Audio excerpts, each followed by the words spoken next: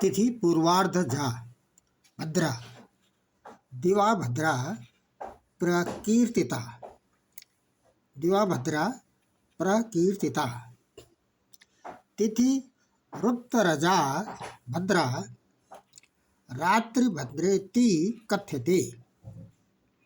दिवा भद्रा रात्रो रात्रिभद्रा यथा दिवा दिवा भद्रा रात्रो रात्रिभद्रा भद्रा यथा दिवा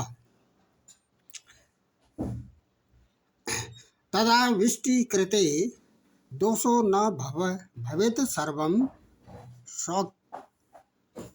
सौख्यदः। दोषो न भवेत्, दोष नहीं लगता है, बल्कि इस प्रकार की भद्रा सौभाग्य भी देती है, सुख भी देती है। अब इस श्लोक के वाचन का मुख्य आशय ये है कि जैसा कि पंचांग को यदि देखें, ये पंचांग है, पंचांग को यदि हम देखते हैं तो 30 जनवरी 2025 लगभग 6:35 सायं 6:35 से पंचक प्रारंभ हो जाते हैं। और इसी पंचांग को यदि हम और विस्तार से देखते हैं, इसी पंचांग को यदि हम और विस्तार से देखते हैं तो यहाँ पर जो भद्रा है वह फरवरी 1 फरवरी से भद्रा प्रारंभ हो जाती है और ये भद्रा चलती है 2 फरवरी के 4:38 तक 4:38 तक। और यदि हम चंद्रमा का गोचर देखते हैं, तो इस गोचर में ये वाला जो पृष्ठ है पंचांग का 169, इस पंचांग के 169 में ये जनवरी का महीना है। 30 जनवरी से ये कौन सा नक्षत्र यहाँ पर प्रारंभ हो रहा है? ये धनिष्ठा प्रारंभ हो रहा है।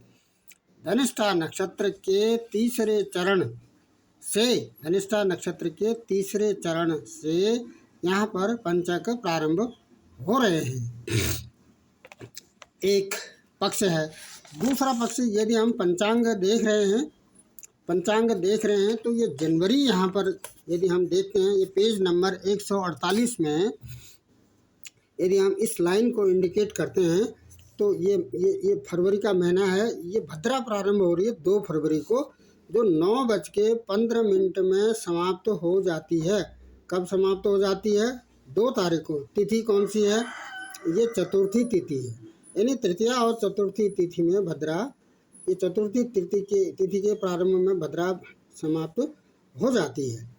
अब क्या है ये भद्रा, ये पंचक क्या है? यदि हम इसको विस्तार से देखते हैं तो जैसा कि ये करण है, ये जो स्तंभ है, ये जैसा कि पंचांग में के 5 अंग हैं, तिथि है, वार है और नक्षत्र है, योग तथा करण।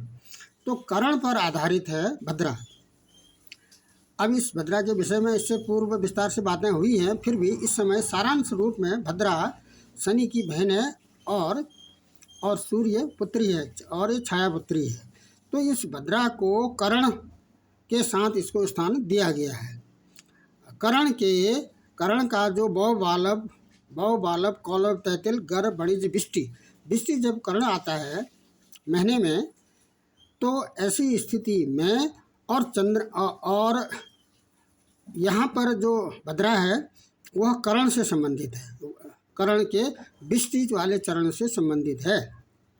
ये बिष्टि के बाद जो अमावस्या के आसपास के करण होते हैं, जैसे शकुनी है, चतुष्पाद है, नाग है और किंतुंग, इससे पहले ये जो बिष्टि करण आता है, यहाँ पर भद्रा प्रारंभ होती है। क्या होता है भद्रा में? जब भद्रा दिवा की भद्रा हो तो वह रात्रि भद्रा कहलाती है, और जब रात्रि भद्रा हो तो उसको दिवा भद्रा कहते हैं। इस प्रकार की स्थिति जब आती है तो यह भद्रा दोष मुक्त हो जाती है और सुख की प्राप्ति भी कर देती है। इसीलिए तिथि पूर्वार्ध जा माने जन्म, प्रारंभ होना। पूर्वार्ध में जब भद्रा प्रारंभ होती है तो दिवा भद्रा कहलाती है, और तिथि जब रुद्रजा होती है, उत्तरार्ध होती है, तो उस भद्रा को रात्रि भद्रा कहा गया है। दिवा भद्रा रात्रि में हो और रात्रि भद्रा दिन तक चले तो इसको ये जो वृष्टि है, ऐसी स्थिति आने पर यह भद्रा दोष मुक्त हो जाती है। दूसरा जो स्टेप आता है वो है पंचक। पंचक का मतलब होता है जब चंद्रमा कुंभ तथा मीन राशि में गोचर कर रहे होते हैं, जब चंद्रमा कुंभ तथा मीन राशि में गोचर कर रहे होते हैं और धनिष्ठा का तीसरा चरण प्रारंभ हो जाता है, धनिष्ठा का तीसरा चरण प्रारंभ हो जाता है, तो यह पंचक प्रारंभ हो जाते हैं।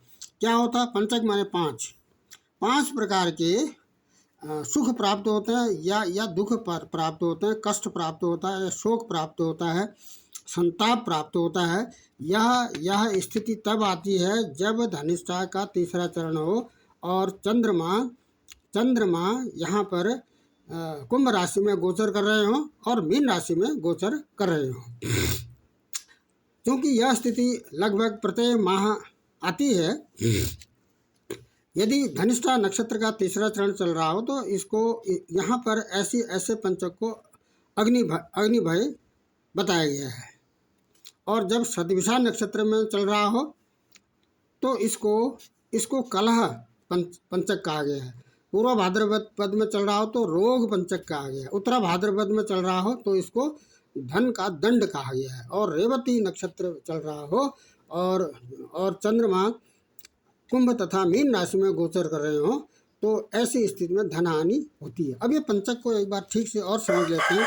पंच माने होता है 5। ये पंचक में किसी जातक का जन्म हुआ है तो उसी गांव में या उसी कुल में या उसी मोहल्ले में या उसी घर में या उस घर के उस गांव के आसपास 5 प्रकार के जन्म हो जाते हैं। और यदि किसी की मृत्यु पंचक में हो जाती है तो 5 प्रकार के मृत्यु का मतलब शरीर त्याग से ही मतलब नहीं है, बल्कि रोग होते हैं, कष्ट होते हैं, दुख होता है, संताप होता है, शोक होता है। इसका जो परिहार है, इसके परिहार के लिए आटा बेसन और कुछ के 5 इसमें पुतले बनाकर सबके पास रख दिए जाते हैं। इस समय जो मुख्य रूप से बात करनी है वह यह कि यदि किसी का जन्म पंचक में होता है तो यह मुहूर्त में इसको नहीं लिया गया, बल्कि ये घटनाओं से संबंधित इस पंचक को लिया गया है। लेकिन भद्रा मुहूर्त के लिए भद्रा को संदर्भित किया जाता है।